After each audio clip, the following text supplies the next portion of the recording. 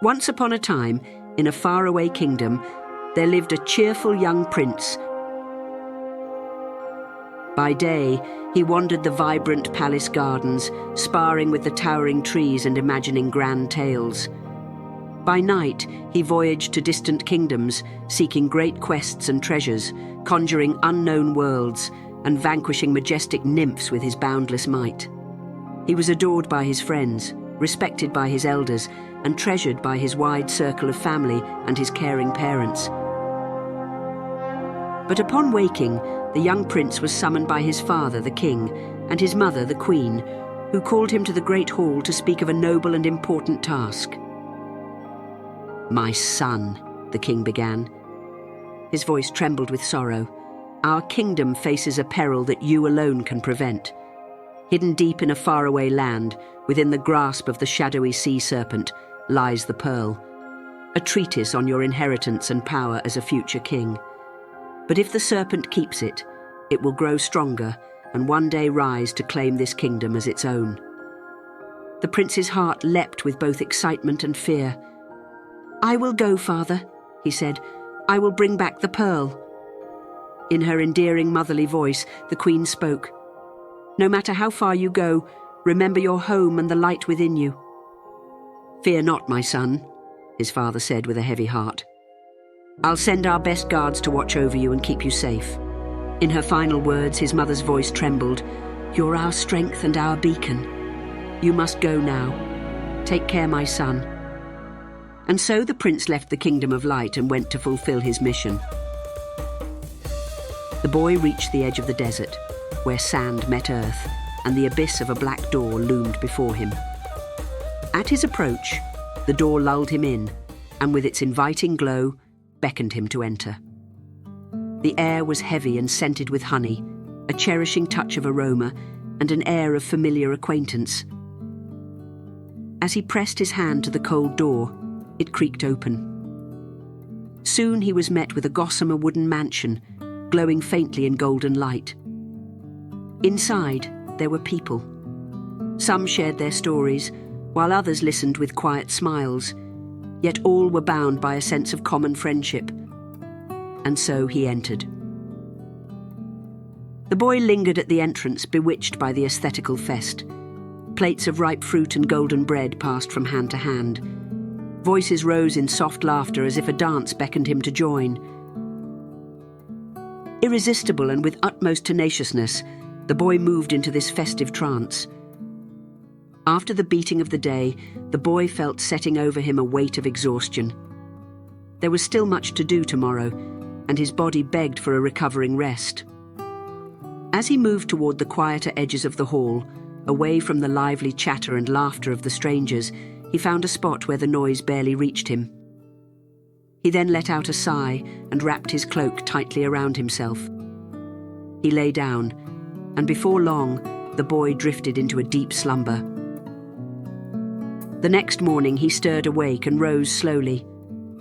Taking a moment to gather his thoughts, the young prince adjusted his cloak and let his gaze sweep the room.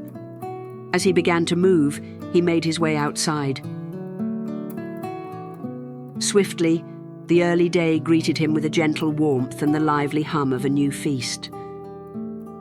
Then he cast off his cloak without hesitation, no longer the boy he once was, to unshackle the prince, his former identity. Instantly captivated, the boy was mesmerized by the aroma of freshly baked bread and sweet, ripe fruit. He stepped into a lush garden where tables stretched under the shade of sprawling trees, and took his spot nearby.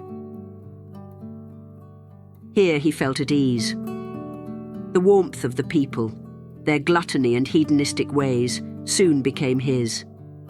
A sense of home settled over him, fresh and comforting, as if he had always belonged here, as if these people understood him better. And so the memory of the pearl, his long-forgotten mission, slipped further from his thoughts.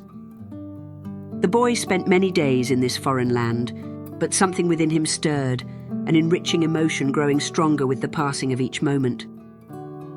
He started to miss the kingdom of light, the golden halls of his home, the gentle wisdom of the elders, and the familiar love of his family.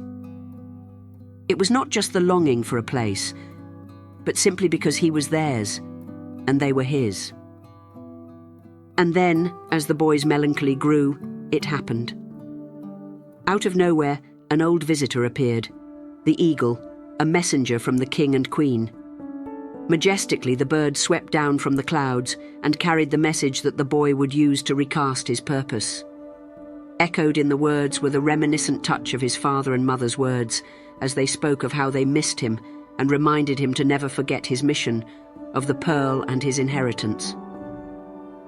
Then, as he cast his eyes upon the horizon, he saw the serpent's lair his father had spoken of. Without hesitation, he turned away from the land of strangers, leaving behind his foreign identity. His purpose now awaited, and he set out to fulfill it. The path to the serpent's lair was steep and treacherous, and the ground beneath him was uneven and maleficent. As he ascended, the air grew colder, and the brightness of the world behind him faded with every step. The boy pressed forward. Here, his mind was fixed on the pearl and the promise he had made to his father. He was never going to forget it. He would bring back the pearl. With steady steps, he entered the lair, ready to face the serpent. A blue hue shone through the corridors, casting an eerie glow. The gleam of the ocean stretched far ahead, and he could hear the hollow echoes of the serpent's deep, rumbling snores. As he moved deeper into the lair, the blue light grew brighter, guiding him toward the final corridor. The walls seemed to shimmer like liquid glass, reflecting the faint glow of something far ahead. His heart quickened as he stepped into the room ahead. Finally, he crossed into the latter part of the lair, and there it laid, the tyrannical sea demon, the serpent. Cautiously, the boy crept closer to the glowing pearl, his hand trembling as he reached for it. He paused for a breath, then grasped it firmly. The moment his fingers wrapped around its surface, the serpent stirred. Its eyes snapped open, blazing with venom, and it reared upward with a deafening roar. The boy clutched the pearl tightly in one hand. His heart raced as he bolted, weaving through the twisting corridors. Ahead, he spotted the entrance where he had first entered the serpent's lair and ran toward it with every ounce of strength he had. As the boy stumbled out of the lair, the bright light of day stung his eyes, and the familiar sound of armor shifting broke through the pounding of his heart. Standing just beyond the entrance were the two bodyguards sent by his father. Their faces, etched with relief, softened as they spotted him clutching the pearl. "Your Highness," one of them said, bowing slightly, "we feared the worst." And so, along with the guards, he strode forward across the golden sands, the horizon beckoning him home, to his birthland, his people, and the embrace of his parents, the king and queen. Soon the boy saw the familiar land, the kingdom of light, the palace of his youth, and his home. The people of the palace first spotted the guards, and then they saw their prince. A manifold of emotion met them as they realized their precious and beloved prince returned.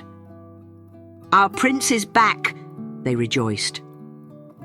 In a triumphant gesture, the boy held the glowing relic of his return, the ocean pearl, high for all to see. Without hesitation, he ran through the gates and into the palace, where his mother and father stood waiting. Their faces, once lined with worry, blossomed into smiles as they saw him. Their beloved son had returned, and at last, he was home. Soon after, the palace came alive with celebration. Long tables filled the grand hall, adorned with golden goblets, fragrant flowers, and endless platters of the finest foods.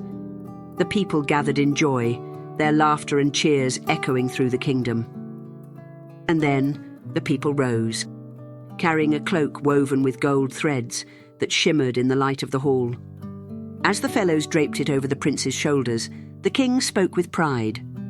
"This is your mantle, a symbol of our gift to you, our son. Wear it, and know that you are the true custodian of the pearl, the guardian of this kingdom's light." The feast continued into the night, filled with music and joy, a celebration that seemed to stretch into eternity. The kingdom of light was safe once more, and the boy, now a king, would ensure it would remain so for generations to come.